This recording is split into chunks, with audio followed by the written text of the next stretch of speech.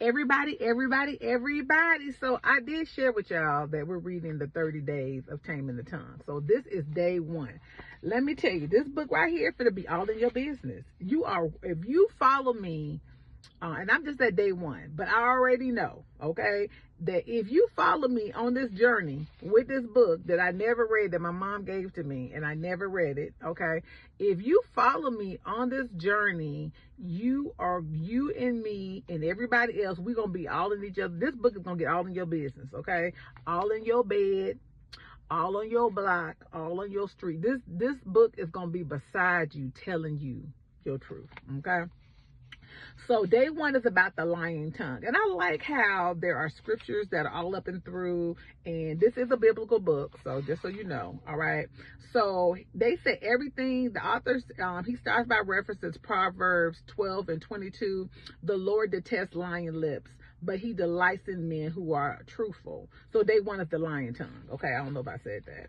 Okay. So everything we do and say must be based in truth. So then the author goes on to say that there are 4 types of liars, okay? There are 4 types of lies: deceitfulness, half-truths, exaggerations, and flattery. Oh, my mouth is just juicy today, Lord. I need to drink some water. Okay, so deceitfulness is, they reference 1 Peter 3 and 10 that says, whoever will love life and see good days must keep his tongue from evil and his lips from deceitful speech. So it says, why do some people practice deception? Many do it for financial gain, for social advantage, to hide immoral acts, or to obtain other benefits. Then it references the story of Jacob, and that's in Genesis 22. And Jacob's name was meant trickster. I don't know if anybody, y'all got to think about what y'all naming y'all kids. You know, a lot of people be naming their kids stuff. And even if you created a name for your child, create a definition too, because you should not be giving your kids names. And you know, because why would you want your child to be named Trickster? Okay, that's a conversation in itself. All right.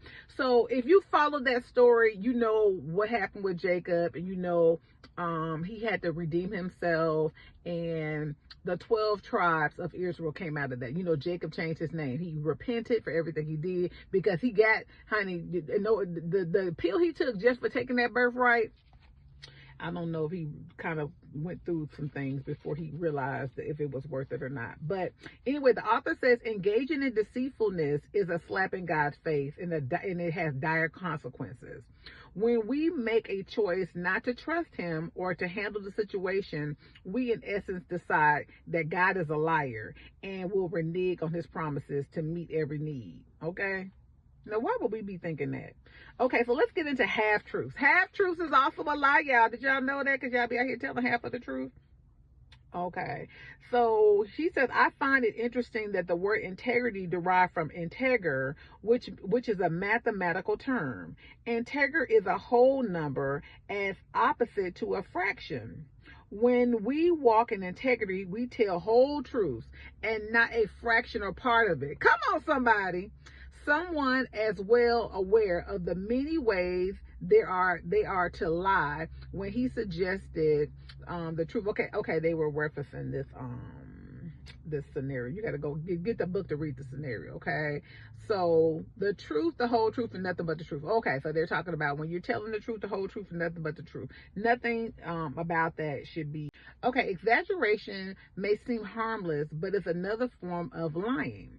The dangers in exaggerating is that those who are familiar with the person's propensity to stretch the truth will discount everything he says.